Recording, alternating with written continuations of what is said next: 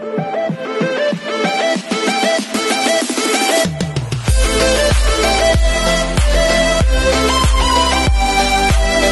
everyone, this is Kate, Chef Vlogs, a Filipino reactor based in Kingdom, Saudi Arabia, and welcome back to my channel. For today's video, we will gonna do another reaction video from JML. So this video, they are singing hanggang ngayon. This is one of my favorite song as well, and I cannot wait how they will gonna execute this. Pero sa nakikita ko sa video, hindi sila magkatabi. Pero alam na din naman natin, di ba? Pag ang JML talaga kumanta, kahit hindi sila magkatabi, it's just like you can feel the emotions, you can feel the feelings, the overflowing feelings na ini-impress nila sa kanta. And kahit hindi sila magkadikit, guys, kinikilig talaga ako sa kanila.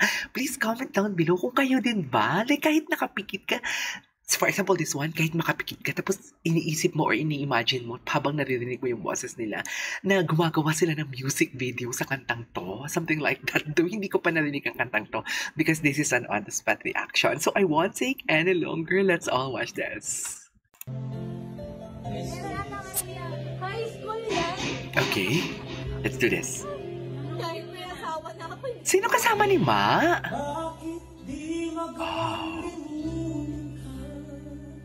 Nilalaro niya. Kahit nilalaro niya, ang ganda pa din ng tono. Pero wait lang, ibalik ko muna dun sa introduction ni JM. Alam mo yung emphasis niya talaga.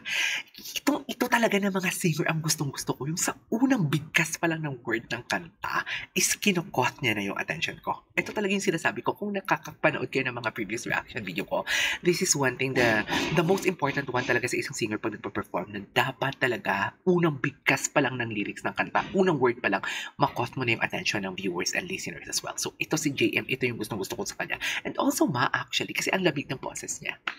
Bakit di magawang limutin ka?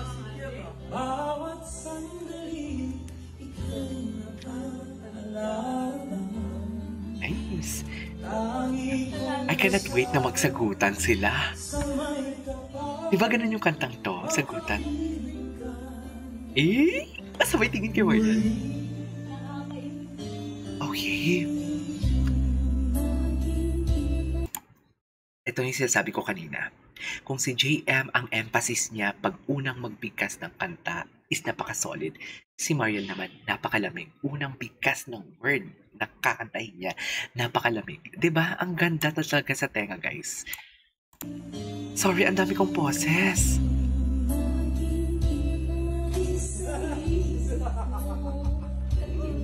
Mama ba yan ni Ma?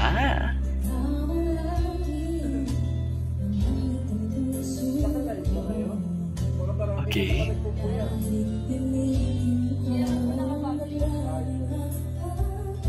Namig. I really love that execution. Sorry. Alam kong nabiting kayo.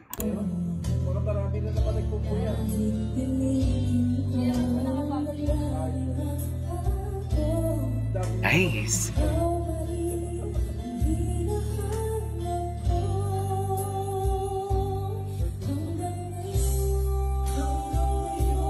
Ito na.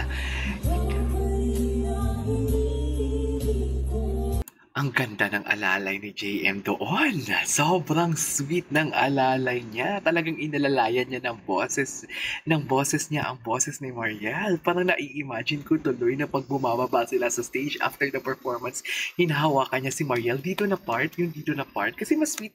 Nasisweetan ako pag dito hinahawakan instead of dito. Although sweet din naman to, pero mas more on like gentleman pag dito hinahawakan. Like tipong alagang-alaga talaga. Parang ganun yung nakikita ko sa ganong execution, yung bumababa sila sa stage, tapos hinahawakan dito ni JM.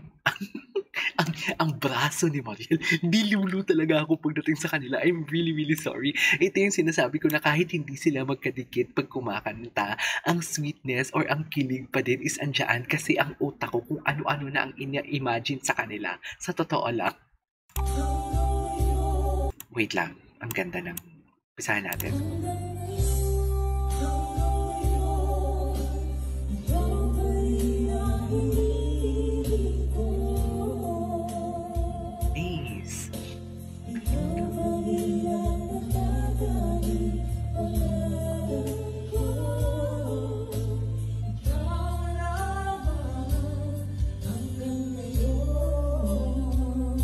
Okay.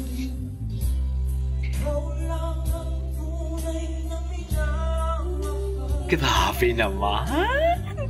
Alam mo, isa sa mga singer si JM pagdating sa execution ng pagkanta, like, ang emphasis niya, isa siya sa pinaka-the best talaga. Sa totoo lang, I really love how he emphasized the lyrics of the song. Like, kahit nilalaro niya talaga, nararamdaman mo talaga na dinidiinan niya talaga para maiparamdam niya talaga kung ano ang totoong emosyon or ano ang totoong meaning ng kanta.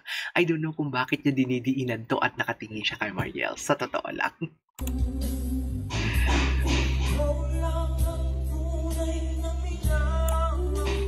Diba? Tingin kay Mariel. Oh, diba?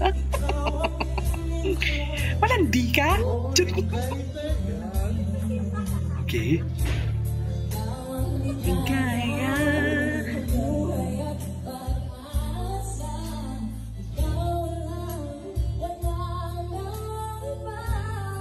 Wow. Oh, runs. Alalay.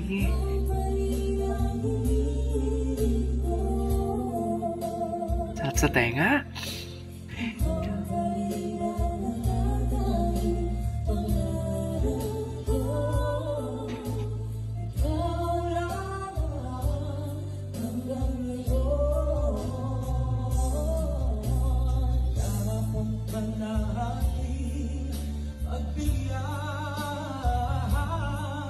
Wow.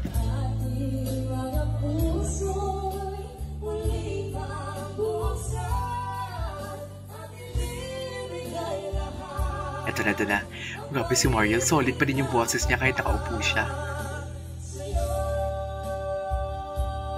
Ang ganda ng blending, guys. Wow, love that.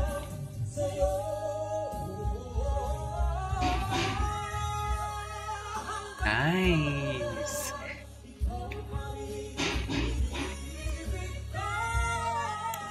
Oh, ganda.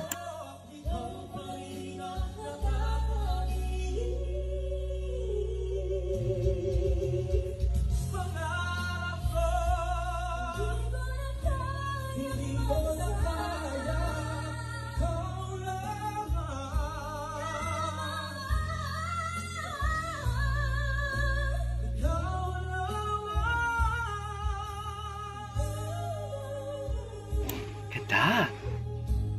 Ganda.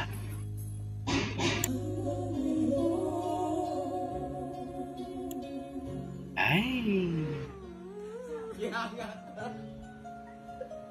Ganda. Perfect. Ay, tapos na. Alright, there you go guys. That is our for today's video. Hanggang ngayon by Jamiel. This is KGF Vlogs. See you on my next vlog. Bye!